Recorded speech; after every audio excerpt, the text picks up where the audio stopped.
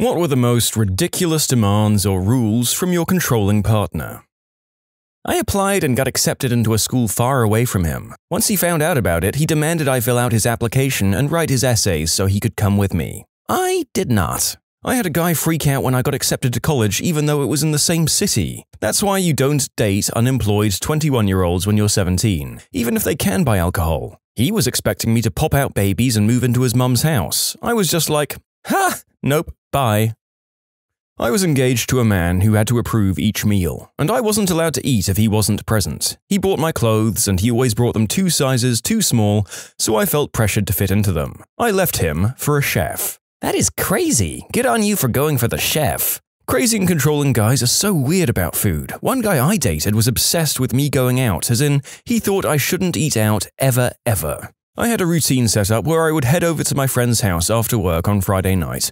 We'd smoke, go eat Mexican food, and then he just showed up there randomly one Friday just as we were about to leave and tried to give me leftovers from like 4 days ago to eat instead of eating delicious Mexican food. I told him to F right off, and my friends made fun of him relentlessly. The next day, I told him we were better off as friends. He cried and tried to bargain and say that he would ease up on the eating out thing. I did not agree to that bargain.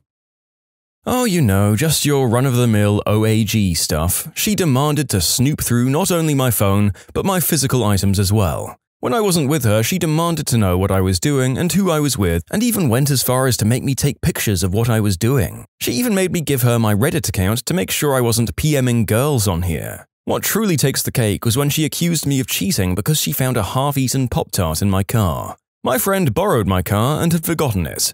She saw the Pop-Tart and demanded to know who it belonged to, or it was over. In short, was accused of cheating because of a rogue Pop-Tart. People like this, her, are usually cheating themselves. I dated a guy in high school who exhibited a lot of these behaviors. One time I was on the bus on the way to work and he called me freaking out because he had driven to my school to pick me up unannounced. But since I'd already left, I wasn't there. He was insisting that I was in a guy friend's car and that I'd left early deliberately to avoid him. What the frick? The same guy also offered to build me a PC. This was in the early 2000s and got upset when I refused to let him install remote access, so he could check up on my system and log into my accounts whenever he wanted. Ugh. Yuck. Good save on the remote access thing. If they made it sound innocent enough to just be checking up on updates and things, I can see some people letting them install that software and being completely at his digital mercy. If you don't have anything to hide, why don't you show me? Run away if you hear that. One time I left a class where we were assigned a group project in college. I met with my group immediately after for about half an hour. About 20 calls and 40 texts. Like she thought I was effing a stranger in the middle of the day? I'd get a call about twice a week from her freaking out because she thought someone put anthrax in her food. She broke 2 of my cell phones. The worst thing was in arguments, when she stood in front of the door and wouldn't move, stopping me from leaving. I couldn't move her because she'd say I hit her or something. That's the only woman I've ever called the C word and I don't regret it whatsoever, because that's what she was. I was doing laundry at my mum's about 10 minutes down the road where there's no cell service. I came back to a torrent of paranoid manic texts just as she was peeling out of our apartment. Accused me of cheating on her, sleeping with a girl at work, who was a lesbian by the way, setting up fake Facebook accounts to bang my ex, you get the picture. After some weeks of this bullcrap, she introduced me to some guy she knew from high school while we were out at the bar. Mind you, I did this once, introduced her to an old friend who was dating one of my best bros. She accused me of doing the deed with her. Anyway, I came back to the apartment to find her and this guy watching a movie. She acted like it was no big deal and told me to give them space. That cued a visit to my landlady downstairs. I explained what was up. She was very kind and understanding. I always paid my half on time and helped her out around the property, so she let me forfeit my security deposit and break the lease. Since my ex was always such a cold witch to my landlady, who was a nice single mum with a nice rack, she got a whole slew of lease-breaking claims brought down on the crazy witch because my landlady had been cheated on before and felt bad for me, called collections, etc. Now the psycho is living with her mum, got knocked up by her new landscaper substance-using boyfriend, and is going for the DUI hat trick. You're not allowed to do the hard Sudokus unless you can solve the medium ones in 5 minutes. Why are you controlling my puzzle-solving habits? That guy was weird. That almost sounds like he was trying to be funny. Right after my first year of college, and she was still in high school, I joined the local volunteer fire department. She told me she didn't want me doing CPR on women because I would see their chests. Yes, everyone knows that old ladies who've fallen and can't get up have fantastic wrecks. If we weren't together physically, we had to be in constant communication. I was required to call him immediately at the end of my workday and talk to him for the duration of my 1-hour commute home. If I took too long to call, he would call me and berate me. Once I finally got home, I was allowed to take a break for dinner before chatting with him online. Absolutely exhausting. My ex told me that I wasn't allowed to look at other women. I don't mean I wasn't allowed to stare at or ogle attractive women. I mean that my field of vision wasn't allowed to contain anyone with a uterus. At work, out and about, sometimes even on the fricking TV, if she'd decided that I was looking at any woman that wasn't her at any time, I'd be in for it. I had a similar rule from a girlfriend. TV people were allowed though. That year, MTV Spring Break aired for the first time and I wasn't allowed to watch after the first episode, because apparently those weren't real TV people, just whores who happened to be on TV. I could go on for pages about her. It ended extremely badly for me. In high school, I had a controlling ex-girlfriend who would demand I talk to her for 5 to 7 hours a day, and if I didn't, I would get texts from her trying to self-delete constantly. Yeah, that was not a fun time. 0 out of 10 would not go through again. Sometimes I'm glad cell phones weren't super popular until the end or just after my years in high school. I didn't get my first cell phone until I was 18. It was easier back then to have boundaries instead of being tethered to someone 24/7. I had a boyfriend who felt I should be responsible for his emotional well-being. I believe at one point he actually said, "I'm feeling like crap and it's your fault, so you should be the one to fix it." I think that might have been after I moved out due to his behavior. Emotional IQ of a toddler, that one. My ex cut the cord of the TV and he only put it back on when he was home. I was home alone with 2 little kids all day and I was chemo sick. Also, when I made dinner, I wasn't allowed to tell him when it was ready because he said I was not going to tell him when it's time to eat. Another time, I got beat for taking off my wedding bands when I made meatloaf. The meat would get caught in my rings. Needless to say, I took my kids and walked away from him, our house, and everything I owned. F him.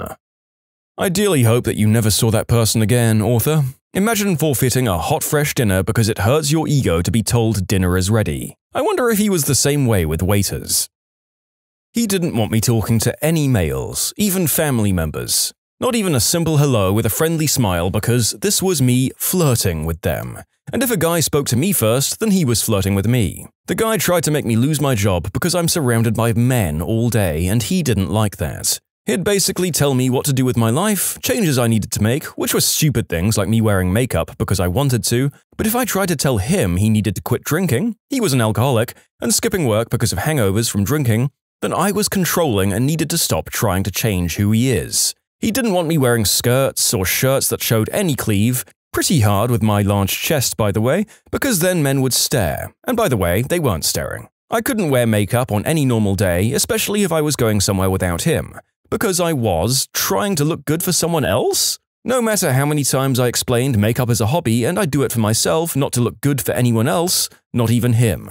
Speaking of makeup, he would yell at me if I even bought a $3 lipstick because it's a waste of money, and then he'd spend a ton on beer. He'd even make me buy the beer when he didn't want to because I make more than him and he needed to save, but would spend all of his money in beer and cigarettes when he made me broke. He even made me buy multiple controllers and gaming headphones because it was my fault when he broke them when mad because of Call of Duty Online. All I'd do is say maybe he should stop playing because he was getting worked up. Probably worst of all was he didn't want me spending time and playing with my 6-year-old brother who I adore. I ignored that and even let my bro in the bedroom with me, which would make my ex extremely mad. I was a university tour guide, a position she tried and failed to get. I wasn't allowed to talk about it. However, when I had to go to a mandatory training or, I don't know, give a tour, I obviously needed to tell her where I was going since she always needed a good reason for me to be anywhere but with her. So I'd have to say, I have something to do, and she'd ask what, and I'd say something vague, because, you know, I couldn't talk about it. So she'd press more, getting very angry and upset that I was being vague. So I'd be less vague, and she'd get more upset. So I admit that it was for training for my job, and then she gets furious that I talked about it and taunted that she didn't have the job. Led to quite a lot of shouting and crying in the library. Holy crap! Talk about a catch-22. What a lunatic. It was the worst, especially with this detail. I tried out for tour guide in my freshman year and I made the first 2 cuts, but not the final one. Her and I started dating sophomore year, and I went back for it and suddenly she was all interested in being a tour guide too. So this time I managed to get the job, and she does like I did and made the first 2 cuts but not the final. When she found out that she didn't make it, she didn't talk to anyone for about 2 days. And from that point on, she'd always go on about how I couldn't imagine what it feels like to not make the cut. Blah, blah, blah. B-word, the same thing happened to me. You can submit your own stories to be featured here on the channel. The story submission link is in the description below. And if you want to listen to some vibey music in the background, check out easymode, also linked below, and subscribe. I mean, there were a lot from my ex-husband. I was severely depressed and tried to self-delete a few times, and he wouldn't make money available for therapy. Even though he was unemployed, he was still in control of the finances. He just kept saying I wouldn't need therapy if I just listened to him. He also had rules that changed frequently about how many slices of cheese or meat I was allowed to put on my sandwiches. He also used to have a rule that I wasn't allowed to drink coffee because, his words, he didn't want me to be engaged in an addiction that he didn't share with me. Smoking and drinking were okay, apparently. He also used to scout friends for me and bring them home and expect me to just be friends with them? And if it didn't click for either of us, he would yell at me for screwing up. I wasn't allowed to write anything, like stories or poetry, and then refuse to let him read it. And I wasn't allowed to listen to any of my favorite music. If I put on any of my favorite music on my iPod, he would take my iPod at night and replace it with music he approved of. After we divorced, I learned he actually liked some of the same bands I did but refused to let me listen because he didn't want me to have my own thing. He felt that drove me away from him. Again, his words. I wasn't allowed to wear any clothes that made my chest look weird, which seemed to be an entirely arbitrary qualification that changed from day to day. I couldn't keep up and often had to throw out clothes that I really liked because they didn't meet his specific needs when it came to having to look at me. It's been 7 years since I left his sorry butt, and I'm still afraid of posting this and that some of you are going to tell me how justified he was. He really had me believing that he was the king of the fricking universe and he was right about everything. I still have nightmares about everyone in my life turning on me and saying he actually was right all along. Oh, and I forgot the actual best part. I wasn't allowed to sleep. He was an insomniac and would get angry and jealous when I slept 8 hours a night. I'd go to bed and he'd spend 3 or 4 hours working himself into a rage over it, then he'd pound on the bedroom door, slam it open, turn on the lights and start screaming at me. This happened at least once a week for almost 10 years. I still get nervous when I go to bed by myself at night. I had to ask permission to go to the mall by myself. I wasn't allowed to go to the gym as it meant I was making myself look better for other people. I also wasn't allowed to change my password on my laptop as it meant I had something to hide. Boy, was that a fun relationship. Oh my god, I can't even imagine sticking around after the first one of those restrictions came up. Imagine just wanting to keep your partner indoors, getting out of shape and doing nothing with their life. And why would you want to date that if you were said controlling spouse? My ex got angry if we were in the car together and I looked outside the window at scenery. Apparently, I was checking out other guys. This also applied to other cars. I wasn't allowed to look out the window and compare his car to theirs because this was seen as a betrayal. In the shopping center or mall, I could only look at the floor because then I would be accused of checking out other guys, again. There were many other things, but when I got into a new relationship, my new boyfriend was surprised when I asked, "Am I allowed to look out the window?" Looking confused, he said, "Of course, why wouldn't you?" I then realized how socially conditioned my ex made me, and I'm still trying to undo the damaging behaviors I learned. I love this because I can totally relate. My ex used to go fricking bonkers if there was a dish in the sink. It could have been a fricking spoon that he made dirty, and if I didn't clean it, he wouldn't speak to me, or he'd yell. A couple of weeks ago, I found some mold in the sink. My husband and I have a very long commute with only enough time left at the end of the day for a meal and a shower, so things don't get cleaned as often as they should, and I was afraid to tell him about the mold. I sheepishly said, I found some mold in the sink. His response? Yucky. What did I do? I squeezed him harder than I thought I could. He's the best thing that ever happened to me. I'm only including a small portion of what I experienced, but it was a living hell for the 2 years. I wasn't allowed to talk to my best friend about anything serious. It had to be him I spoke to. I couldn't wear floral print. When I didn't lose 30 kilos, I managed 10 in a month. He said I wasn't trying hard enough. He told me he wanted a break for a year, I should move on, focus on myself and find someone else. When he found out that I'd moved on, 4 months later, he showed up at my door and asked to talk where he ran me into the ground. I've never been more upset before. I really felt like I'd done something wrong when I'd done everything he'd asked. Poster child of narcissistic personality disorder. Wait a minute, 10 kilos in 1 month, and he wanted you to lose 30? That translates to about 20 to 60 US pounds if I'm understanding it right. The maximum healthy weight that's normal for 1 month is about 10 pounds or 5 kgs. So if I read that right and my math is right, the only way to lose 30 kilos in 1 month is to cut off your leg. I was dating this girl a while ago, I'm also a girl by the way, who would get upset when I would wear dresses and skirts because I looked more femme than her, and she didn't want people to think she was the guy in our relationship. A year and a half after our breakup, and I have more than 15 dresses in my closet that I rotate through every day, and she can go F herself. I had a good friend with a controlling boyfriend who didn't want her wearing skirts and dresses either. He compromised by letting her wear them with shorts underneath if they were appropriate enough by his standards. One day, she and I went to the mall together and she had on a cute dress. We had a nice little day together, then we went back to her place. When we walked up to the door, the first thing her now ex-boyfriend did was march over, give her a disgusted look and pull up her dress right in front of me to make sure she had shorts on underneath. It was really sad. Oh boy, my time to shine. I was required each night to inform her of the time I would be getting up the next morning. If I was not up, she would message all of my friends asking what happened to me. I would occasionally be required to make wake-up calls to her as she didn't like any of her phone alarms. She forbid me from messaging my ex, who had recently come out as lesbian. She thought I would try to get her to come back to me. I was forbidden from voicing my opinion about a coworker of hers who she had been in a relationship with previously. I had to give an explanation and an apology if I ever stopped texting her for some reason. Some examples include brushing my teeth, eating, walking the dog, picking up friends or family members if they needed a ride somewhere. She was a non-stop texter even when she was driving. I wasn't allowed to be upset by this even though I made it clear that an ex-friend killed someone texting and driving. I wasn't allowed to make plans on the fly. Everything needed to be scheduled days in advance even with other friends. When I broke up with her, she threatened to have her sister and her sister's boyfriend beat the crap out of me to get me to stay. When I refused to give in and continued to try to break up with her, she threatened to self-delete. Anytime I spoke to a female friend of mine, I was under suspicion of being a cheater, and she demanded that I let her inspect my phone. She was not happy when she learned that I watched adult content and demanded to know the genre that I watched. She said she was in love with me after a month in and was upset when I didn't reciprocate. She threatened to go back to her coworker unless I declared my love for her then and there. She prank called me to break up with me on several occasions and then got mad at me for being teed off. Doing the same thing to her was forbidden. I lasted 2 months. I was a bit whipped, honestly.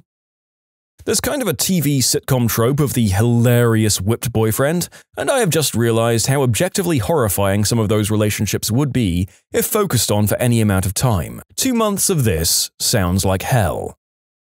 The most ridiculous demand? Probably that I couldn't sleep until she did because she wanted to talk to me, despite me normally going to sleep before 12 and her frequently staying up till 3 or 4 a.m.